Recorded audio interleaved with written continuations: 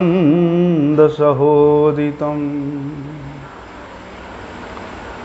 श्रीनन्दनन्दनं वन्दे राधिका चरणद्वयं गोपीजनसमायुक्तं वृन्दावनमनोहरम् गुरवे गौरचन्द्राय राधिकाय तदालय कृष्णाय कृष्णभक्ताय तद्भक्ताय नमो नमः। वंशाकल्पतरुर्भ्यश्च कृपा सिन्धुभ्येव च पतितानं पावनेभ्यो वैष्णवेभ्यो नमो नमः। पतितपावन परम करुणामय परम आराध्यतं गुरुपादपद्मं नित्यलीला प्रविष्ट ओम विष्णुपाद परमहंस परिव्राजकाचार्य अष्टोत्तर शत श्री श्रीमद शिल भक्ति वल्लभ तीर्थ गोस्वामी गुरु महाराज के श्री चरण कमल में अनंत कोटि साष्टांग दंडवत प्रणाम करते हुए उनकी अहेतु की कृपा प्रार्थना करता हूँ।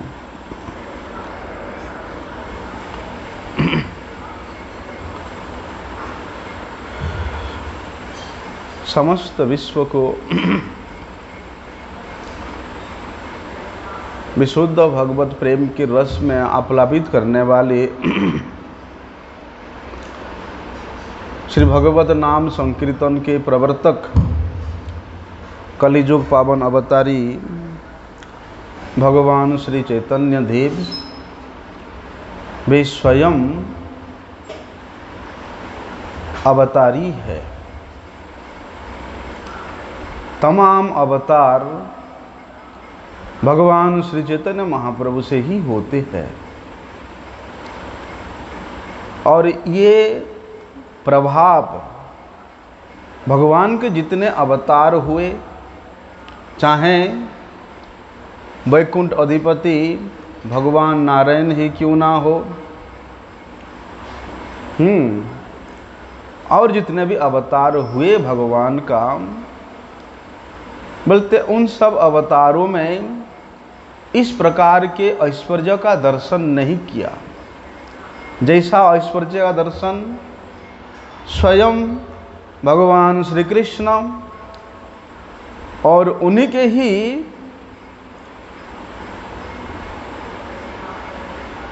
अभिन्न स्वरूप श्री चैतन्य महाप्रभु अपने भक्तों को दर्शन कराते हैं।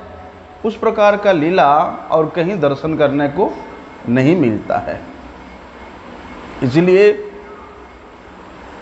भगवान श्री चैतन्य महाप्रभु भगवान के रूप में, तो कभी वराह देव के रूप में, कभी स्वयं भगवान श्री रामचंद्र के रूप में, तो कभी वे षडभुज के रूप में, कभी विश्वरूप के रूप में, तो भगवान कभी रसराज रसिक शेखर के रूप में अपना दर्शन उन परम प्रिय भक्तों को प्रदान किए हैं। भक्त प्रवर श्रीवास पंडित अपने घर में श्री मंदिर के सामने बैठ कर के भगवान नृसिंहदेव का पूजा कर रहे थे। अकस्मात भगवान श्री गौरहरि सचिनंदन गौरहरि बल से उसी समय श्रीवास के घर में पहुंचते हैं और श्रीवास का नाम पुकार पुकार करके, श्रीवास का नाम को बोल बोल करके श्रीवास को पुकार रहे हैं। और श्रीवास पंडित उधर भगवान नृसिंहदेव का आराधना करने में व्यस्त है। अनेक बार जब श्रीमन महाप्रभु जी श्रीवास का नाम लेकर के पुकारते हैं, तब श्रीवास जी वहीं पर भगवान नृसिंह का पूजा करते करते इसे झांक करके देखते हैं। वो देखते तो देखते ही रह जाते हैं। वे जब वहां से झांक करके देखते हैं, देखते तो देखते रह जाते हैं। क्या देखा? बोलते भगवान श्री गौर हरि शंख चक्र गदा पद्म हाथ में धारण करके वहां नृसिंह रूप धारण करके दर्शन दे रहे हैं श्रीवास पंडित को। यहां श्रीवास पंडित जो भगवान नृसिंह देव का एकनिष्ठ मन से आराधना कर रहे, पूजा कर रहे हैं, उधर से भगवान नृसिंह देव आवाज दे रहे हैं। स्वयं गौर हरि नृसिंह रूप में प्रकट होकर के आवाज दे रहे हैं, श्रीवास इधर देख। श्रीवास पंडित देख के अवाक हो जाते हैं। अरे नृसिंह शालिग्राम मेरे सामने, मैं यहाँ पूजा कर रहा हूँ और भगवान नृसिंह देव इधर प्रकट है।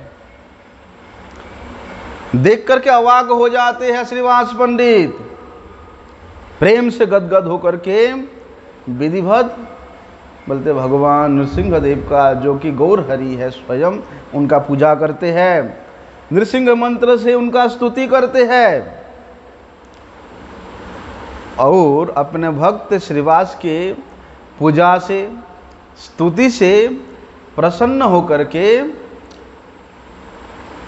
भगवान नृसिंह देव अर्थात श्री गौर हरि उनको वर प्रदान करते हैं।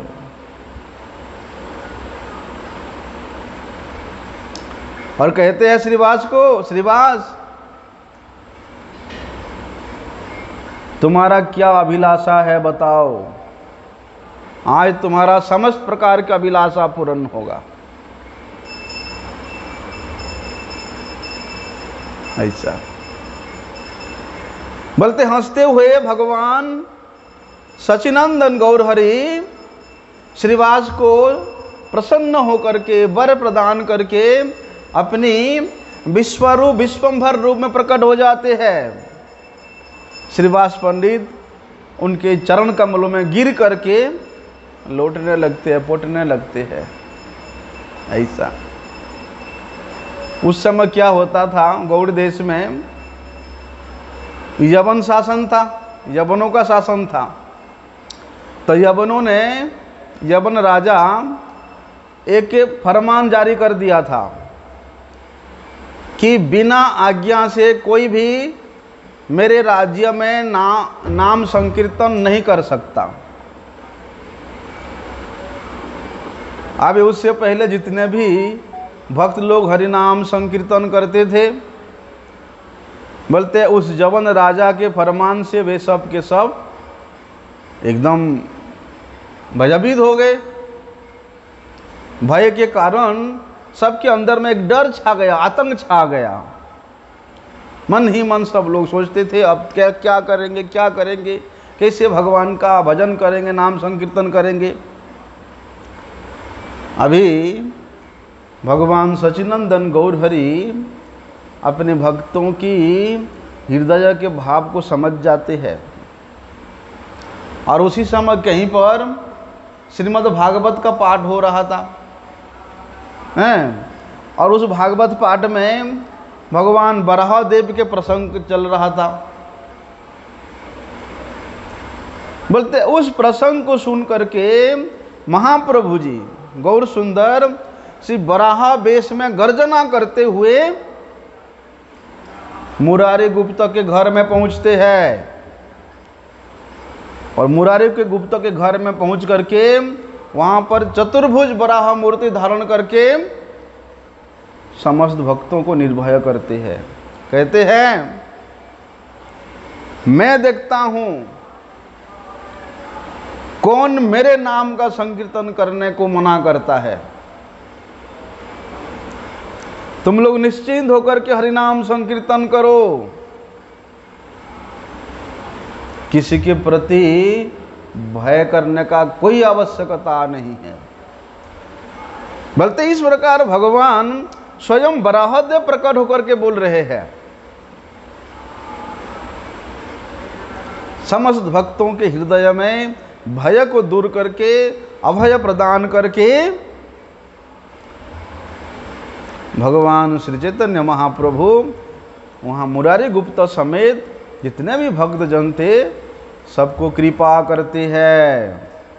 सबका स्तवन करके सब लोगों ने भगवान वराहदेव का स्तवन करते उनको प्रसन्न करते हैं।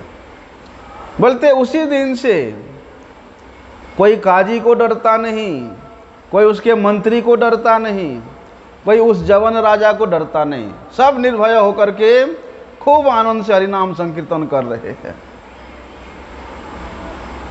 तो वहां पर भगवान श्री चैतन्य महाप्रभु वराहदेव के रूप में प्रकट होते हैं। हुआ ये था, व्यास पूर्णिमा का दिन था और श्रीवास पंडित के घर में श्रीमन महाप्रभु जी, श्री नित्यानंद प्रभु जी और जितने भी भक्त मंडली है वे सब वहाँ एकत्रित होकर के व्यास पूजा करने का आयोजन चल रहा है। बोलते बड़े मृदु मधुर स्वर से संकीर्तन हो रहा है और श्रीमन महाप्रभु के निर्देश के अनुसार श्रीवास पंडित बोलते उस व्यास पूजा का पुरोहित्य कर रहे थे। श्रीवास पंडित क्या करते हैं, सबसे पहले श्री नित्यानंद प्रभु के हाथों में पुष्प अर्पण करते हैं और पुष्प माला, चंदन और पूजा की जो भी अन्य सामग्री अर्पण करके नित्यानंद प्रभु को व्यास पूजन करने के लिए इंगित करते हैं। अब नित्यानंद प्रभु तो पहले सोच नहीं पाए क्या करना, इसलिए उन्होंने क्या किया, भाव विभोर होकर के बोलते वही चंदन अगरु युक्त माला को लेकर के श्रीमन महाप्रभु जी के गले में धारण करा दिया, पहना दिया। अभी नित्यानंद प्रभु जी के हाथ से बोलते उस पुष्प माला को धारण करने मात्र से ही श्री चैतन्य महाप्रभु बोलते शंख चक्र गदा पद्म हाथ में लेकर के और दो हाथ में, एक हाथ में हल और एक हाथ में मुसल, चार हाथ में शंख चक्र गदा पद्म, उसके बाद और दो हाथ श्रीमन महाप्रभु प्रकट करते हैं और उस दो हाथ में बोलते मुसल और हल धारण करके इस प्रकार षटभुज के रूप में वहाँ प्रकट होकर के सबको दर्शन देते हैं। अभी नित्यानंद प्रभु इस प्रकार षटभुज मूर्ति का दर्शन करके वे तो प्रेम में विवहल हो गए और अत्यधिक प्रेम में विवलितता के कारण वे भूमि पर गिर पड़ते हैं। अभी वहाँ जितने भक्त लोग थे सब लोग इस प्रकार षटभुज के रूप में श्रीमन महाप्रभु का दर्शन करके एक तो पहले सब अचंभित हो गए और हमारे महाप्रभु का ऐसा स्वरूप देख करके सब प्रेम में आतुर हो गए। बोलते उस रूप में भी समस्त भक्तों को कृपा करके श्रीमन महाप्रभु जी बोलते हैं उस षटभुज रूप को संवरण करते हैं और जो नित्यानंद प्रभु मूर्छित होकर के पड़े हुए हैं बोलते अपनी कोमल हाथों के स्वर से नित्यानंद प्रभु के मूर्छा को दूर करते हैं।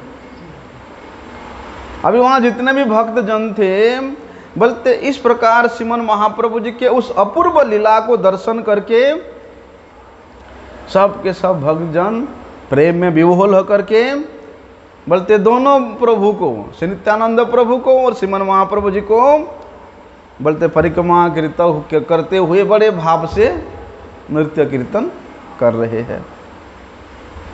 तो यहाँ पर श्रीमन महाप्रभु जी षटभुज के रूप में प्रकट होकर के दर्शन देते हैं।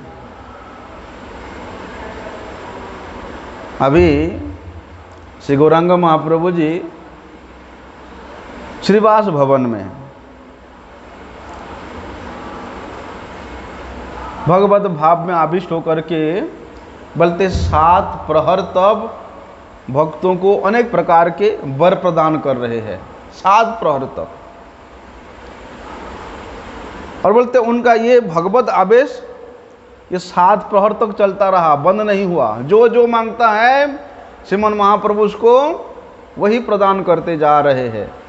1-2 प्रहर ने 7 प्रहर तक भक्त लोग आ रहे हैं, जिसका जो मनोवांछा है महाप्रभु जी के सामने प्रकाश कर रहे हैं, और श्रीमन महाप्रभु जी सबको उनके अभिष्ट वर प्रदान करते जा रहे हैं। अभी इतना देर हो गया, श्रीमन महाप्रभु जी देखते एक भक्त नहीं आया। वे भक्त बोलते नवद्वीप के वो कोना में एक भूस की टूटी फूटी कोठरी में, झोपड़ी में बैठ करके सारी रात उच्च स्वर से हरिनाम संकीर्तन कर रहे हैं। वो कौन है? श्रीधर, खोला बेचा श्रीधर। श्रीमन महाप्रभु जी क्या करते थे अपनी किशोरावस्था में? ये श्रीधर पहले सब्जी बेचते थे, और सब्जी मतलब केले का पेड़ के बीच में कोमल कोमल डंडा होता है, उसको क्या कहते? थोड़ कहते हैं, थोड़। उसके बाद केले का फूल, मोचा, और केले के पत्ता, ये सब बेचते थे। तो श्रीमन महाप्रभु जी वो श्रीधर के पास जाकर के प्रेम कलह करते थे, और उसे जैसे तैसे भी वो श्रीधर से वो केले का फूल की थोड़ जो भी है उठा के लेके आ जाते थे। श्रीमन महाप्रभु जी का हाथ तो छोटा छोटा है बचपन में, उनके छोटे हाथ में कितना आएगा? तो श्रीधर क्या करते थे? बोलते इतना सारी केले का पत्ता फूल बांध करके उनके गले में टांग देते, लेकिन ले जा। ऐसा श्रीधर के साथ श्रीमन महाप्रभु जी का प्रेम कलह होता था। वहाँ से वो सब ला करके अपनी माता सची को देते थे। सची माता वहाँ पर रंधन करके ठाकुर जी को भोग लगा करके निमाई को बड़े प्रेम से खवाती थी। बोलते उस श्रीधर को वहाँ नहीं देख पा रहे श्रीमन महाप्रभु जी। पूरे नवद्वीप के जितना भी भक्त जन सब आके अपने अभिष्ट वर लेके जा रहे हैं। श्रीमन महाप्रभु जी ने भेजा कि तुम लोग जाओ और श्रीधर को लेके आओ। तब भक्तों ने जाकर के वो खोला बेचा श्रीधर को श्रीमन महाप्रभु जी के पास लेके आते हैं, और अपने सामने श्रीधर को देख करके श्रीमन महाप्रभु बड़े प्रसन्न होते हैं। इतना प्रसन्न होते हैं कि श्रीधर को श्रीमन महाप्रभु जी ने अपने दिव्य रूप का दर्शन कराते हैं। क्या देखा श्रीधर? श्रीधर वहां देखते हैं क्या अद्भुत श्याम सुंदर मनमोहन श्री कृष्ण रूप है। अरे श्रीधर ने तो ये भी देखा कि वो मदन मोहन श्री कृष्ण अपने आधारों पे बोलते मोहन बंसी को बजा रहे हैं, और दक्षिण में उनके बलराम जी जो खड़े हैं उनके कंधे पे अपने दाईं हाथ को रखे हुए एक हाथ में ऐसे बांसुरी बजा रहे हैं। इस प्रकार का रूप का श्रीमन महाप्रभु जी ने दर्शन कराया। और क्या देखा श्रीधर ने? बोलते हैं ब्रह्मा शिव नारद शुक ये सब मनीषीगण वहाँ भगवान का स्तव कर रहे हैं। तो इस प्रकार श्रीमन महाप्रभु जी के स्वरूप का दर्शन करते ही वे भक्त श्रीधर अत्यंत विह्वल हो गए। प्रेम के कारण उनके आंखों से अश्रुपात होने लगा, शरीर की कोई सुध बुध नहीं रहा, और वे मूर्छित होकर के पृथ्वी पर गिर पड़ते हैं। ऐसा बोलते ठीक उसी दिन श्रीमन महाप्रभु जी ने राम भक्त मुरारी गुप्त को दर्शन दिया था। किस रूप में दर्शन दिया था? बोलते जगत जननी माता सीता और लक्ष्मण जी के साथ भगवान राम का जो कि श्यामल कांति विशिष्ट नवदुर्वादल परम मनोहर जो रूप है भगवान रामचंद्र का, बोलते उसी रूप में उन्होंने मुरारी गुप्त को भी दर्शन दिया था। एक दिन क्या हुआ, अद्वैत आचार्य जी श्रीवास आंगन में, वहाँ तो हमेशा संकीर्तन चलता रहता है, हैं? तो अपने भवन से अद्वैत आचार्य जी अपने भवन से श्रीवास आंगन में जाते हैं और अकस्मात उनके अंदर में गोपी भाव का आविष्टता आ जाता है और उस संकीर्तन के मध्य में वे गोपी भाव में आविष्ट होकर के नृत्य करने लगते हैं। और ऐसा नृत्य अद्वैत आचार्य इतनी उम्र में हैं, इतनी उम्र में श्रीमन महाप्रभु जी जितना पार्षद थे, बोलते उन पार्षदों में अद्वैत आचार्य वयोवृद्ध थे। तो ऐसा वृद्धावस्था में गोपी भाव में ऐसा उद्दंड नृत्य, ऐसा भाव विपरीत नृत्य, और बोलते हुए नृत्य रुकने का नाम नहीं ले रहे। वो जितना ही भंगिमा में नृत्य कर रहे हैं और नया नया भंगिमा, नया नया नृत्य का कला और प्रकट हो रहा है। अभी भक्त लोग चिंतित है, अरे बाबा इस वृद्धावस्था में इतना भाव भंगिमा में नृत्य करना, पता नहीं बाबा का क्या होगा। सब लोगों ने उनको शांत करने के लिए प्रयास करते हैं, उनको स्थिर करने के लिए प्रयास करते हैं, लेकिन वो इतना भाव में विभोरित थे तो उनको कहाँ स्थिर किया जा सकता था।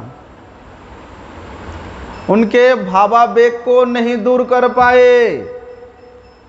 अब वे कृष्ण विरह में अत्यधिक आर्त होकर के हा कृष्ण ऐसे पुकारते हुए रो रो करके श्रीवास आंगन में लेट गए। अभी श्री चैतन्य महाप्रभु वे तो अंतर्जामी है, जैसे उनको पता चला कि नाड़ा का अद्वैत आचार्य का ऐसा अवस्था हुआ है, वे अपने घर से भाग भाग करके श्रीवास आंगन में पहुंचते हैं और पहुंच करके आचार्य को कहते हैं, आचार्य तुम्हारा क्या इच्छा है, तुम्हारा क्या अभिलाषा है।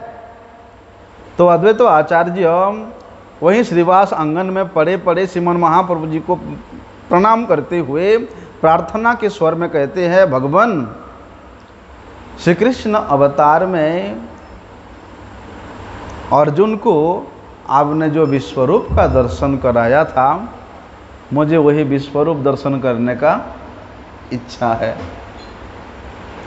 जैसे ही अद्वैत आचार्य भगवान के उस विश्वरूप का दर्शन करने का इच्छा प्रकाश किया कि साथ साथ गौरांग महाप्रभु जी विराट और भीषण विश्वरूप धारण करके उनके सामने खड़े हो गए। क्या देखते अद्वैत आचार्य, बोलते दोनों सैन्य दल कौरवों का और पांडवों का, दोनों सैन्य दलों के बीच में उस अद्भुत विश्वरूप का दर्शन करते हुए बोलते अर्जुन हाथ जोड़ करके भगवान का स्तुति कर रहा है। तो अद्वैत आचार्य भी बोलते ऐसा रूप, ऐसा दृश्य को देख करके अत्यधिक विस्मित हो करके वे भी श्रीमन महाप्रभु जी का जो कि विश्वरूप धारण किए हुए हैं उनका स्तवन करने लगे। ठीक उसी समय नित्यानंद प्रभु वहाँ पहुँच जाते हैं। अब नित्यानंद प्रभु जी भी श्रीमन महाप्रभु जी के इतना विशाल भीषण रूप को भी देखा नहीं था। वे तो देखते ही बोलते हैं डंडा के मापी मूर्छित होकर भूमि पर गिर पड़ते हैं। नित्यानंद प्रभु जी पृथ्वी पर गिर पड़ते हैं।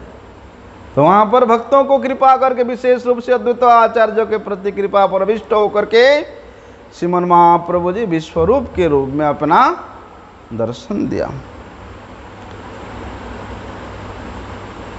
कहाँ हुआ था सन्यास महाप्रभु जी का? महाप्रभु जी का सन्यास कहाँ हुआ था? कटुआ। उस कटुआ में श्रीमन महाप्रभु सन्यास ग्रहण किया। अभी सन्यास ग्रहण करने के बाद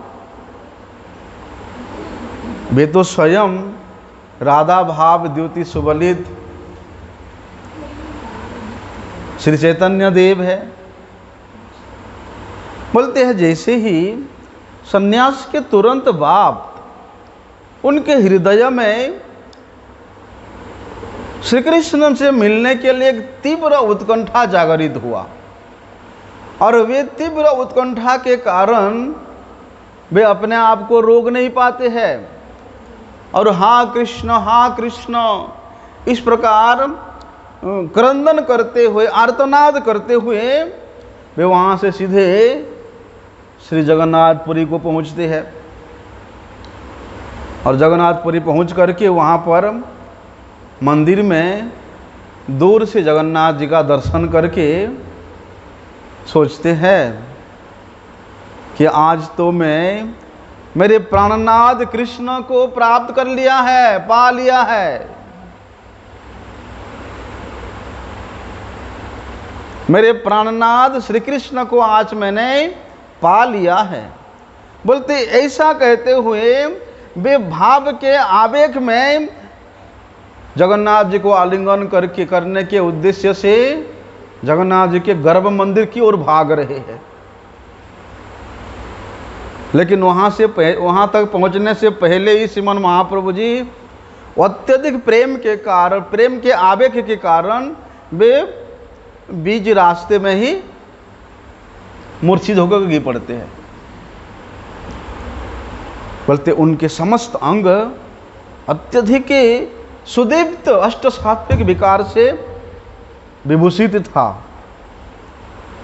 तो ऐसा श्रीमन महाप्रभु जी के शरीर में एक अंग में अष्ट सात्विक विकार का, प्रेम के उद्गार का ऐसा लक्षण को देख करके उस समय के जो प्रकांड विद्वान और राजपंडित सार्वभौम भट्टाचार्य उनको बड़ा विस्मित हुआ कि ऐसा भाव, ऐसा प्रेम और ऐसा विकार ये कोई साधारण मनुष्य में कभी भी देखने को नहीं मिलता।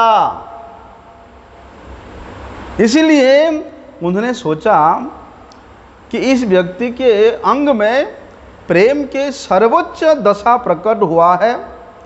अष्ट सात्विक विकार इसके अंग अंग में, नस नस में दृष्टिगोचर हो रहा है। इसलिए ये कोई साधारण संसारी मनुष्य नहीं हो सकता।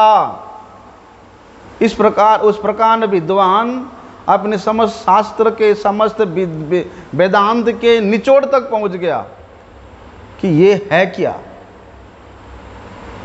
ऐसा सोच करके उन्होंने बोलते उस भीड़ में से श्री चैतन्य महाप्रभु जी को उसी अवस्था में, अचेत अवस्था में उठा करके अपने घर ले आए। जब श्रीमन महाप्रभु जी का चेतना आया तब सार्वभौम भट्टाचार्य उनके बारे में, श्रीमन महाप्रभु जी के बारे में, उनके बहनोई, उनके बहन के जो पति है, भगिनी पति, उस भगिनी पति के मुख से, गोपीनाथ के मुख से उन्होंने वो नया सन्यासी श्रीमन महाप्रभु जी के विषय में उनका परिचय पा करके बड़े प्रसन्न हुआ। अभी सार्वभौम भट्टाचार्य वो नया सन्यासी, कौन नया सन्यासी है? श्रीमन महाप्रभु जी। बोलते 2-4 दिन अपने घर में रखा, उसके बाद उनको सन्यास धर्म की रक्षा करने के लिए वेदांत सूत्र पढ़ाना प्रारंभ कर दिया। किसको? श्रीमन महाप्रभु जी, जो कि अभी अभी काटोया में हैं, केशव भारती जी से सन्यास लेकर के जगन्नाथपुरी पहुंची है। बोलते वहाँ पर सार्वभौम भट्टाचार्य वेदांत सूत्र के जो शंकर भाष्य है उस समय के वो सबसे बड़े पंडित जाने जाते थे। उस समय भारत के बोलते तदमूर्धन्य पंडित के रूप में वे अभिज्ञात थे सार्वभौम भट्टाचार्य। बोलते 7 दिनों तक लगातार श्रीमन महाप्रभु जी सार्वभौम भट्टाचार्य जी का वो वेदांत सूत्र के भाष्य को, शंकर भाष्य को श्रवण कर रहे थे। और सार्वभौम भट्टाचार्य भी देखते हैं, अरे ये सन्यासी 7 दिन हो गया मुंह से एक भी शब्द नहीं बोला और सुने ही जा रहे हैं, पता नहीं समझ में आ रहा होगा कि नहीं आ रहा होगा। तो सार्वभौम भट्टाचार्य पूछते हैं कि मैं इतना जो 7 दिन से बोल रहा हूं, आखिर आपको कुछ समझ आ भी रहा है कि नहीं आ रहा है? तब श्री चैतन्य महाप्रभु कहते हैं, बड़े सरलता के साथ उत्तर देते हैं, भट्टाचार्य जी वेदांत के सूत्रों का तो बड़े स्पष्ट रूप से मेरे समझ में आ रहा है, परंतु उस सूत्रों का आप जो व्याख्या कर रहे हैं, उन सूत्रों के जो वास्तविक अर्थ है उसको तो आप आच्छादन कर दे रहे हैं, वास्तविक अर्थ को आप छुपा दे रहे हो, इसलिए उसको सुनकर के मुझे बड़ा दुख होता है। कहते श्रीमन महाप्रभु जी, अरे वेदांत सूत्रों के जो स्वाभाविक रूप में जो उनके जो अभिधा वृत्ति के द्वारा तो पर ब्रह्म का नाम, रूप, गुण, लीला, धाम, परिकर ये अपने आप में परिपूर्ण है, पराशक्ति से संपन्न है, परंतु आपकी व्याख्या में आपने जो उस वेदांत सूत्र के जो व्याख्या कर रहे हैं उसमें तो केवल एक कल्पना है। कल्पना के आधार पर आपने उस पर ब्रह्म को निर्विशेष बताया, निराकार बताया, निर्गुण बताया। इसमें तो केवल आपका अभिमान दिख रहा है, दुराग्रह दिख रहा है और कुछ नहीं है। अभी सार्वभौम भट्टाचार्य बोलते इतना मूर्धन्य पंडित, उनके भाष्य में, उनके व्याख्या में दोष जिंदगी में कोई साहस नहीं किया था, लेकिन ऐसा सूक्ष्माति सूक्ष्म और अति गूढ़ रहस्य युक्त श्रीमन महाप्रभु जी के उन विरोधाभास को सुन करके सार्वभौम भट्टाचार्य के मन में आश्चर्यचकित होना कोई बड़ी बात नहीं था। उसके बाद भी सार्वभौम भट्टाचार्य बोलते कूट युक्ति के द्वारा, तर्क के द्वारा अपनी उस भाष्य को, उस व्याख्या को सही साबित करने के लिए अनेक प्रयास करते हैं, लेकिन जितना प्रयास करते हैं श्री चैतन्य महाप्रभु जी ने अपनी प्रबल शास्त्रीय प्रमाण के द्वारा, अकाट्य युक्तियों के द्वारा हमेशा सार्वभौम भट्टाचार्य को निरुत्तर कर देते थे। अंत में सार्वभौम भट्टाचार्य जी ने श्रीमद् भागवत के जो आत्मा रामश्च मुनयो निर्ग्रंथापि उरुक्रमे ये श्लोक का अर्थ पूछा। सार्वभौम भट्टाचार्य ने श्रीमन महाप्रभु जी को पूछने से पहले ये श्लोक का 9 प्रकार का अर्थ कर दिया था, लेकिन श्रीमन महाप्रभु जी ने सार्वभौम भट्टाचार्य जो 9 प्रकार के अर्थ किए उसको छोड़ करके उन्होंने धड़ाधड़ और 18 प्रकार का व्याख्या करके सुना दिया। बोलते उस श्लोक का व्याख्या को सुनते ही उस मूर्धन्य पंडित सार्वभौम भट्टाचार्य, उनके जितना भी अभिमान था विद्वता का, पांडित्यता का, चूर चूर हो गया और वे श्रीमन महाप्रभु जी के चरणों में गिर पड़ते हैं। तब श्रीमन महाप्रभु जी ने सार्वभौम भट्टाचार्य जी को पहले तो चतुर्भुज नारायण मूर्ति के रूप में अपना दर्शन देते हैं, फिर पीछे से उनके और 2 हस्त प्रकट होकर के दोनों हस्त में भगवान मुरली बजा रहे हैं, श्याम सुंदर रूप में दर्शन कराते हैं। तो इस प्रकार वहाँ पर सार्वभौमाचार्य को भी जगन्नाथपुरी में श्रीमन महाप्रभु जी ने षडभुज के रूप में दर्शन प्रदान किया था। आज भी सार्वभौमाचार्य जी के जो स्थान है उनके श्रीपाठ में जाने से वहाँ श्रीमन महाप्रभु जी का षडभुज का मूर्ति दर्शन करने को मिलता है। तो सार्वभौमाचार्य इस प्रकार मुरलीधर श्याम सुंदर रूप में दर्शन करके श्रीमन महाप्रभु जी का स्तुति करने लगता है, अपने आप को कृत्यता समझता है। क्या कहते हैं सार्वभौमाचार्य? वैराग्य विद्या निज भक्ति योग शिक्षार्थमेका पुरुषः पुराण श्री कृष्ण चैतन्य शरीरधारी कृपाम्बुधिर्यं तमहं प्रपद्ये। सार्वभौमाचार्य श्रीमन महाप्रभु जी के श्री चरणों में लोटपोट होकर के उनका स्तव करने लगते हैं, स्तुति करने लगते हैं। जिस सार्वभौमाचार्य कभी भगवान जगन्नाथ जी को छोड़कर किसी के चरणों में लोटपोट नहीं हुए थे, आज वे श्रीमन महाप्रभु जिसको एक नया सन्यासी समझ करके उठा के ले आए घर में, आज उनके प्रभाव को, उनके ऐश्वर्य को, माधुर्य को देख करके उनके चरणों में लोटपोट हो रहे हैं। श्री चैतन्य महाप्रभु जी जगन्नाथपुरी और दक्षिण भारत को श्री कृष्ण प्रेम में आप्लावित करते हुए उन्होंने जब गोदावरी के तट पर पहुँचे थे, इस प्रसंग को हम लोग श्री चैतन्य चरितामृत के राय रामानुज समाज में विशेष विस्तार से सुनते हैं। तो श्रीमन महाप्रभु जी जो वहाँ गोदावरी के तट पर पहुँचे, वहाँ पर उस समय के आंध्र प्रदेश के जो प्रधान शासक था, गवर्नर था, कौन थे गवर्नर? बोलते परम रसिक महाभागवत श्री राय रामानंद जी। उनसे वहाँ गोदावरी के तट पर भेंट होता है। अब दोनों में बड़े प्रेम की आलापन होता है।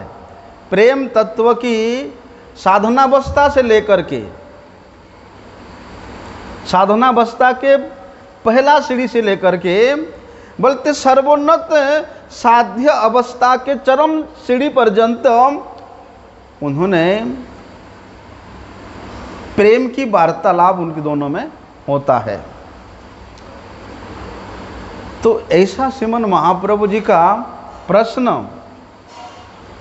और महाप्रभु जी की कृपा से ही महाप्रभु जी के शक्ति संचारित राय रामानंद जी अपने हृदय से उनके प्रश्न का उत्तर जब दे रहे हैं, तब राय रामानंद जी को इस बात का संज्ञान होता है। क्या होता है कि पहले तो राय रामानंद जी उनको एक सन्यासी के रूप में सम्मान करते थे, लेकिन श्रीमन महाप्रभु जी के साथ वार्तालाप करते करते जब उनके हृदय में उनके कृपा के शक्ति संचारित हुआ, तब उन्होंने क्या दर्शन किया? अरे ये सन्यासी, ये तो साक्षात राधा भाव द्युति सुबलित साक्षात ब्रजेंद्र नंदन श्री कृष्ण है। ये अपनी भगवत्ता को छुपा करके यहाँ मेरे साथ प्रेम का आलाप करने आए हैं, लेकिन भगवान अपनी भगवत्ता को जितने भी छुपाने के लिए प्रयास करे, लेकिन प्रेमी भक्त के सामने भगवान अपने आप को कभी भी छुपा के नहीं रख सकते। प्रेमी भक्त के सामने अपने आप को कोई भगवान गुप्त रूप में नहीं रह सकते। तो वहाँ पर उन्होंने राय रामानंद जी को बोलते महाभाव स्वरूपा श्रीमती राधिका के द्वारा आलिंगित रसराज श्री कृष्ण के रूप में दर्शन दे करके राय रामानंद जी को भी वहाँ पर कृतार्थ करते हैं। हुआ क्या था, श्रीमन महाप्रभु जी वहाँ दक्षिण में तो गए हैं तीर्थ भ्रमण करने के लिए, अभी तीर्थ भ्रमण करते करते उन्होंने कुर्माचल में पहुँचे और वहाँ कुर्मदेव के सामने श्रीमन महाप्रभु जी का ऐसा अद्भुत नृत्य कीर्तन को देख करके दक्षिण के जितने भी भक्त थे सब आकृष्ट होते हैं और महाप्रभु जी का संकीर्तन देखने के लिए अत्यधिक भीड़ एकत्रित हो जाते हैं। केवल भीड़ एकत्रित होते नहीं बल्कि महाप्रभु जी के उस भावान्वित युक्त नृत्य को जो भी दर्शन करता था वे वैष्णव बन जाता था। तो वहाँ पर कुर्माचल के पास में एक बड़े श्रद्धालु ब्राह्मण रहता था जिसका नाम था वासुदेव भट्टाचार्य जी। लेकिन वे ब्राह्मण के पूरे अंग में कुष्ठ रोग हो गया था, गलित कुष्ठ रोग था और उसमें बोलते असंख्य कीड़े पड़ गए थे। लेकिन जब भी कोई कीड़ा उनके शरीर के वो घाव से निकलकर नीचे गिर जाता वे पुनः उस कीड़े को उठा करके उस घाव में ये सोच के रख देते थे कि ये बेचारा कीड़ा मेरे शरीर के घाव में रहते रहते मेरा खून खाते खाते जिंदा है, अगर यहाँ से नीचे गिर जाएगा पृथ्वी में तो मर जाएगा। अरे भैया दयालुता का कोई भी एक सीमा होता है। इतना दयालु उस कीड़ा को पुनः उठा करके उसी घाव के ऊपर रख देते थे और कहते थे यहाँ से जाके तुम अपना प्राणों को संकट में क्यों डाल रहे हो, मेरे शरीर के घाव में तो आराम से रहो, आराम से तू अपना जीवन निर्वाह करो। बोलते वही कुष्ठ विप्र जब सुना कि श्रीमन महाप्रभु जी यहाँ कुर्म क्षेत्र में आए हुए हैं तो वे भी बड़े उत्कंठा से श्रीमन महाप्रभु जी का दर्शन करने के लिए चल पड़ते हैं। अभी श्रीमन महाप्रभु जी का इतना प्रभाव, वे जहाँ जाते हैं उनके सामने पीछे पीछे हजारों भीड़ और उस भीड़ के बीच में ये ब्राह्मण। लेकिन वे ब्राह्मण अपने को हमेशा उस भीड़ से दूर रखते हैं, इसलिए दूर रखते हैं कि मैं तो घृणित हूँ, मैं तो घृणा के पात्र हूँ, मेरे संस्पर्श में आकर के कहीं किसी को कुछ प्रॉब्लम ना हो जाए, इसलिए वे भीड़ से अपने आप को दूर रखते थे। तो जैसे ही दूर से उन्होंने श्रीमन महाप्रभु जी का दर्शन किया, मतलब दूर से ही प्रणाम करके वे वहीं पर ही मूर्छित होकर के गिर पड़ते हैं।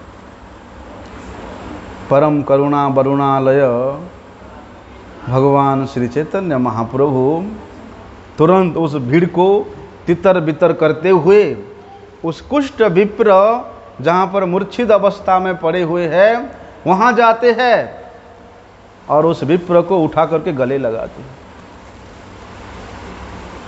उस विप्र को उठा करके गले लगाते हैं श्रीमन महाप्रभु जी और अपनी कर कमलों से उस विप्र के श्री अंग को ऐसे ऐसे सहलाते हैं।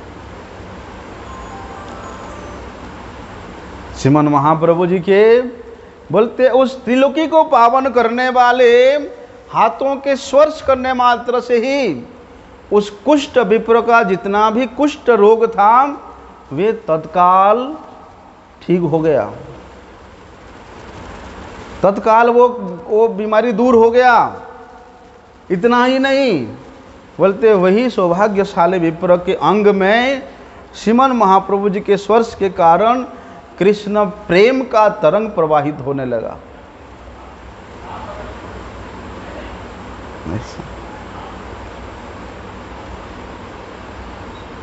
बोलते श्री चैतन्य महाप्रभु ब्रजेंद्र नंदन श्याम सुंदर के रूप में उस विप्र को दर्शन दे करके उसके जीवन को सार्थक करते हैं।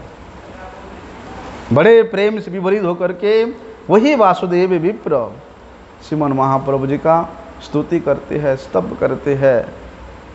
ऐसा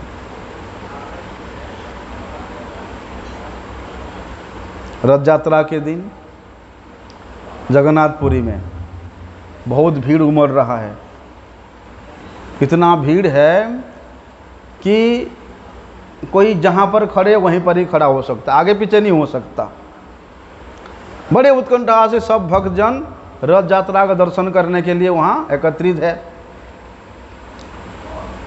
अभी क्या होता है, महाराज प्रतापरुद्र वहाँ रथ यात्रा का दर्शन करने के लिए आए हुए श्रद्धालुओं को किसी प्रकार का कोई कष्ट ना दे करके उन्होंने उस सोने के झाड़ू से रथ के आगे आगे झाड़ू लगा रहे, परिष्कार कर रहे हैं। चंदन और केवड़ा का जल वहाँ पर वे स्वयं अपने हाथों से छिड़क रहे हैं।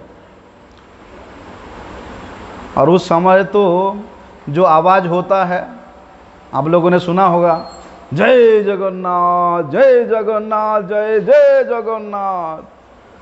इतना जोर जोर से वहाँ पर जगन्नाथ जी का जय घोष हो रहा है।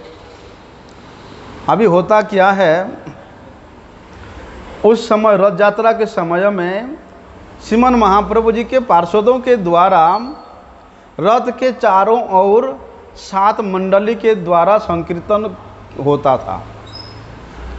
तो श्रीमन महाप्रभु जी कभी इस मंडली में, कभी उस मंडली में, कभी उस मंडली में ऐसा जा करके नृत्य करते थे। लेकिन इस बीच महाराज प्रतापरुद्र देव एक आश्चर्यजनक घटना देखा। क्या देखा कि भगवान योगमाया के प्रभाव से बोलते एक ही समय में 7 मंडली में नृत्य कर रहे हैं। एक व्यक्ति एक ही जगह, एक ही समय में 7 जगह में कैसे नृत्य कर सकता है, हैं? तो इस प्रकार ये वाला दृश्य जो है ये केवल राजा प्रतापरुद्र देव और सार्वभौम भट्टाचार्य को दर्शन हो रहा है।